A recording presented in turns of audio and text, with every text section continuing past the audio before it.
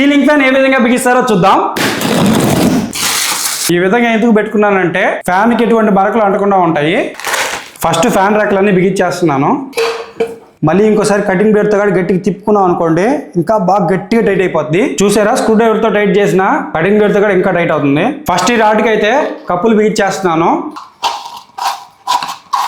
ఈ హోల్లో నుంచి వైర్ లోపలికి పంపిస్తున్నా. ఒకటి ఆటోమేటిక్ గా దీంట్లో వచ్చేసింది. నైస్ గా ఈ వైర్ కూడా దీని లోపల నుంచి అయితే బయటికి తీసేసాను. ఇప్పుడు దీనికి నట్ అండ్ బోల్ట్ వాష్ వేస్తున్నాను. మన దగ్గర స్క్రూ మిషన్ ఉంది, సో దీన్ని అయితే ఉపయోగిస్తున్నా. టైట్ అయిపోయింది.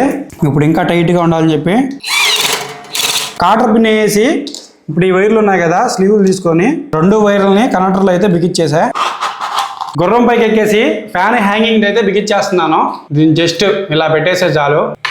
స్క్రూ మిషన్తో టైట్ చేసి కూడా ఇంకోసారి కూడా గట్టిగా అయితే టైట్ చేస్తున్నా. స్విచ్ ఆఫ్ వేసుకొని ఇంక 2 వైర్లు జాయింట్ చేసి టేప్ వేసేయడమే. ఈ విధంగా ఇట్లా పైకి వేస్తే ఇప్పుడు చూడడానికి నీట్గా భలే ఉంటుంది. అబ్బా, ఫ్యాన్ అయితే చల్లగా భలే వస్తున్నది. ఫ్రెండ్స్, మీరు ఏమన్నా సీలింగ్ ఫ్యాన్లు చెక్ చేయాలనుకుంటే ట్యాగ్ చేశాను, క్లిక్ చేసి చెక్ చేయొచ్చు.